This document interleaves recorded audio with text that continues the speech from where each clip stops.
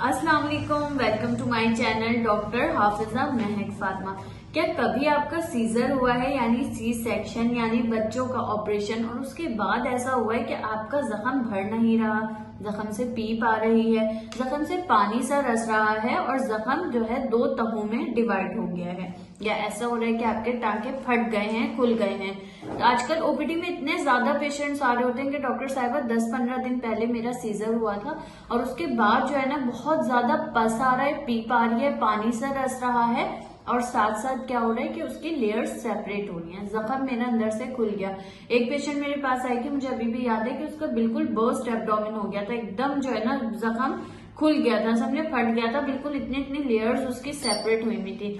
तो आज मैंने सोचा क्यों ना वीडियो बनाई जाए जख्म पर कि जख्म को किस तरह से भरा जाता है, चाहे वो आपका किसी भी ऑपरेशन का जख्म हो या आपका सीजर हो, उसको किस तरह से आप बचा सकते हैं इन्फेक्शन से और किस तरह से उसको जल्दी हील करते हैं। चले आए, मैं सबसे पहले आपको बताती चलूं कि चले पहले ये डिस्कस करते हैं कि जख्म खराब होता किस तरह से है।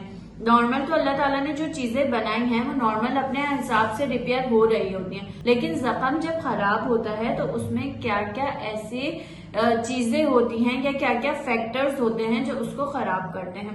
अव्वल तो आपकी देखें सर्जरी के बाद जो बॉडी होती है ना वो स्ट्रेस में होती है, उसको ज्यादा प्रोटीन्स चाहिए होती हैं, उसको ज्यादा एनर्जी की जरूरत होती है। आप अगर अपनी डाइट अच्छी नहीं रख रही तो इसका मतलब आपका जख्म जल्दी नहीं भर सकता। क्यों?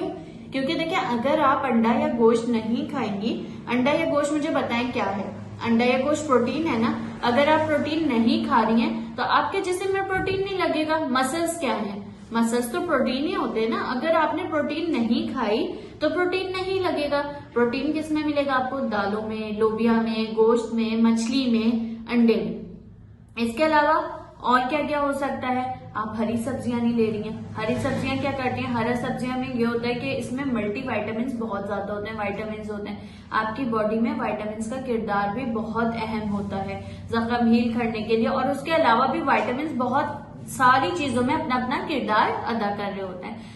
एक और मिसाल दूंगी कि अगर आपने जो है अपनी सफाई का खास ख्याल नहीं रखा, आपने रेगुलर जख्म की सफाई नहीं की, आपको पसीना आ रहा है, आप पैंटीज यूज कर रही हैं, आप जॉर्जेट के कपड़े पहन रही हैं और कॉटन के अलावा आप कलरफुल और जॉर्जेट मिली हुई जो है वो पैंटीज पहन रही हैं, तो उससे वो पसीना होगा। पसीना क्या करेगा?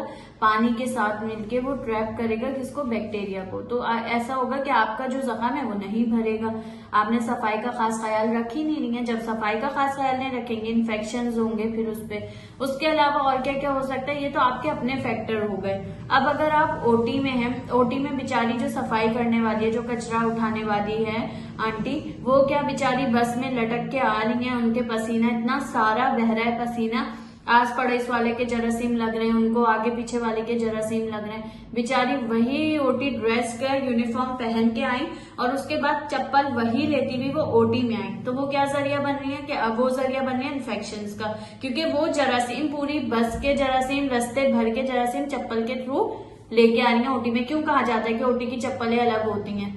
हमें इतनी डांट पड़ती थी, मुझे अभी भी याद है कि जब हमारी सर्जरी की रोटेशन होती थी या कॉल्स पे भी, असल में कॉल्स होती हैं कि जब आप हॉस्पिटल में डे और नाइट काम कर रहे होते हैं, तो कॉल्स पे भी अगर आप चप्पल जो है बाहर लेके गए तो वो आप अंदर लेके नहीं आ सकते ओटी में।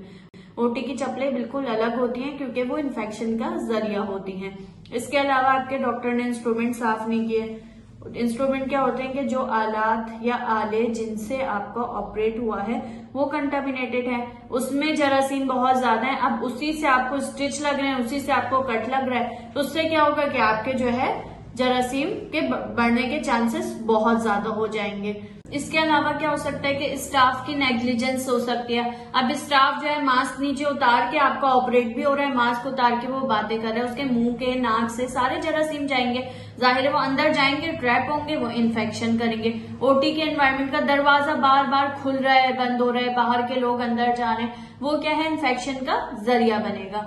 अब आते हैं कि किस तरह से सीजर को या कोई भी अगर आपको जख्म होता है, कोई भी पोस्ट ऑपरेटिवली आपके इंसिजन होता है, मतलब के जख्म ही कहेंगे इंसिजन को, तो कि किस तरह से आप उसको हील कर सकते हैं। अव्वल मैंने आपको बताया आपने डाइट अच्छी रखनी है। डाइट में आप क्या रखेंगे, देखिए विटामिन सी जो होता है ना वो कोलेजन बनने में बहुत ज्यादा अहम किरदार अदा करता है। विटामिन सी में क्या CAC 1000+ जो आती है टैबलेट्स में, इसमें कोई प्रमोशन नहीं कर रही हूँ ब्रांड की, लेकिन हमारी आवाम के जहन में वही होता है कि कैल्शियम या विटामिन सी के लिए वो बड़ी वाली गोलियां जो आती हैं वो आपका बेहतरीन जरिया है। उसके अलावा भी विटामिन सी की काफी मार्केट्स में जो है वो टैबलेट्स वगैरह प्रोवाइड हुई हुई है, अवेलेबल है मार्केट में, तो आप वो खाएं। विटामिन सी लें, सब्जियां लें, कीनू लें, माल्टा लें, लेमन लें, ये विटामिन सी की रिच सोर्स है। ये क्या करेगा कि आपको जो है कोलेजन बनने में या जख्म भरने में मदद करेगा। अंडा लें, लोबिया लें, मछली लें, गोश्त लें, ये चीजें प्रोटीन है। आपका मसल प्रोटीन का बना हुआ होता है, आप प्रोटीन ले रहे हैं वही प्रोटीन आपको लग रहा है। अगर आप प्रोटीन नहीं लेंगे आपका जख्म भरेगा ही नहीं जल्दी, क्योंकि जाहिर है अगर जो चीज की हमें जरूरत है हमारी बॉडी में वो जा ही नहीं रही है तो आप बताएं कि नॉर्मल फंक्शन किस तरह से होगा। अगर आपका सीजर या कोई भी ऑपरेट हुआ है आप 3 अंडे तो लाजमी खाएं दिन में, सुबह 1 लेने, दोपहर 1, शाम 1। प्रोटीन है, अंडा जो है बहुत जल्दी जख्म भरने में अहम किरदार अदा करता है। सफाई का खास ख्याल रखें। रेगुलर बेसिस पे आपने जो है अपनी सफाई का खास ख्याल रखना है। ऐसा ना हो कि पैंटीज आपने जो है जॉर्जेट की या मतलब रेशम मिला हुआ सिल्क वगैरह की पैंटीज पहनी हुई, आपको पसीना आ रहा है, जर्सी के ट्राउजर्स पहने में पानी ट्रैप हो रहा है, तो आपने अपनी सफाई का खास ख्याल रखना है। क्योंकि अगर आप खराब सफाई रखेंगी तो उससे भी क्या होगा कि आपका पस आना शुरू हो जाएगा। अब बात यह आती है कि अगर आपको पस आ रहा है ना तो आप अपने डॉक्टर से इमीडिएटली जो है वो कांटेक्ट करें, वो आपको एंटीबायोटिक का कोर्स करवाएगा, वो पस की नौयत देखेगा, उसके अलावा वो देखेगा कि अंदर से तो जख्म नहीं खुल रहा है। अगर अंदर से जख्म खुल रहा होगा तो फिर वो आपको हो सकता है कि एडमिट कर ले। एडमिट करने के बाद वो आपको एंटीबायोटिक का कोर्स करवाए, एंटीबायोटिक के कोर्स के बाद वो आपका री-स्टिच करे। तो ये देखिए कितना खतरनाक हो सकता है, किस हद तक जा सकता है कि जख्म पूरा खुल जाता है और उसके बाद जो है री-स्टिच तक की नौबत आ जाती है। तो बेहतर ये नहीं है कि हम पहले से ही ख्याल कर लें, बेहतर तो यही है ना कि हम पहले से ख्याल करें, हम पहले से केयर करें ताकि हमारा जख्म अच्छे वक्त पे सूख जाए। आपने एंटीबायोटिक आपका डॉक्टर फौरन जख्म के बाद, अगर आप उसमें नेग्लिजेंस करिए, आप छोड़िए, एक वक्त ले ली दूसरे वक्त नहीं ले ली, फिर भी पस पड़ने के बहुत ज्यादा आपको चांसेस हैं।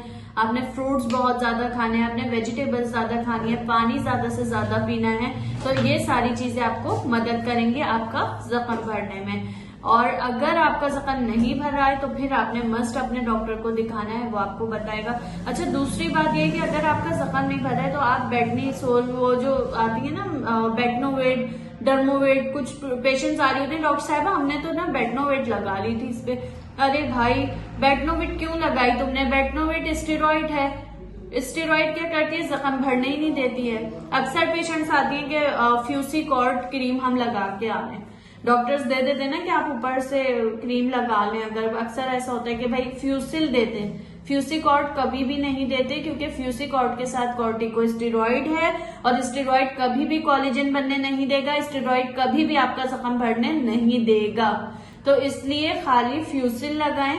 मैं फिर बार बार कह रही हूँ कि मैं कोई ब्रांड प्रमोशन नहीं कर रही, ये जो कॉमन मेडिसिन हैं या कॉमन जो है ऑइंटमेंट है वो जो मार्केट में अवेलेबल है, पेशेंट्स के एक्सपीरियंस से बता रही हूँ कि पेशेंट आ रहे होते हैं इस तरह के, तो आपने स्टेरॉइड भी अवॉइड करनी है।